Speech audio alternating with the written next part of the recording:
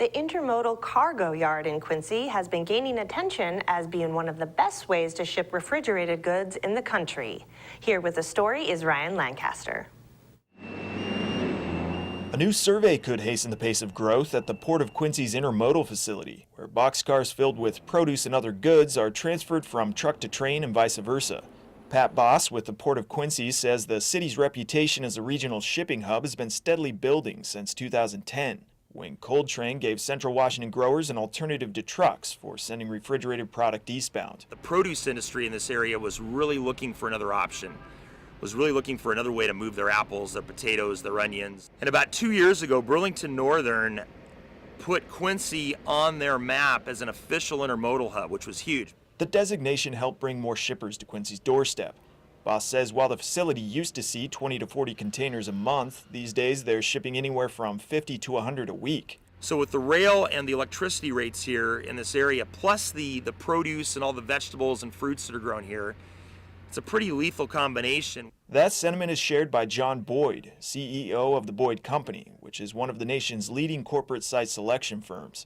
The company recently surveyed 29 Western U.S. and Canadian locations with intermodal connections to regional markets, examining all the critical site selection cost factors. Labor, taxes, utility costs, and it's all backed up by empirical field research. And out of all of the locations they looked at, Quincy was found to offer the lowest operating costs for distribution centers. And a lot of decision makers from around the country, from around North America in fact, are very interested in Quincy today for a number of factors. Obviously the compelling operating cost advantages here, but also the BNSF putting Quincy on the map, if you will, with this intermodal site.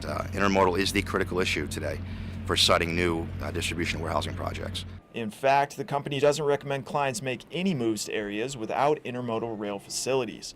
Number one reason, diesel prices, which are projected to hit $7 a gallon over the next 5 years. Plus, companies can reduce their CO2 emissions by over 50% by using rail. 1 gallon of gas translates to 400 miles of rail transport, good for the bottom line and for green branding of products.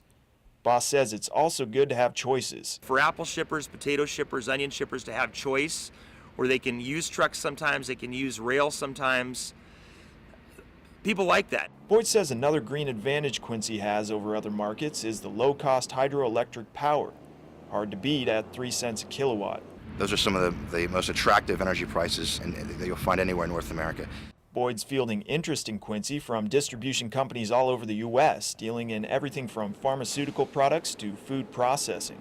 Boss says it's increasingly clear the Quincy Valley is poised for a boom in new production facilities and distribution centers. Inexpensive warehousing, inexpensive electricity, and very competitive transportation. So you get all those ingredients working together, and it just makes it a very attractive place to ship produce and frozen foods. Having the Boyd study in hand, he says, will only serve to seal the deal with potential customers. Yeah, you can walk into a meeting and you can say, wow, we're better and we were great. But until you have a study that kind of verifies and backs up the numbers, most of these site selectors are going to look at the hard numbers. What's the cost? And as the study points out, the low cost of doing business in Quincy could mean the city is going to see a whole lot more cargo rolling down the rails. For iFIBER 1 News, this is Ryan Lancaster reporting. Thank you, Ryan. We'll be back right after this.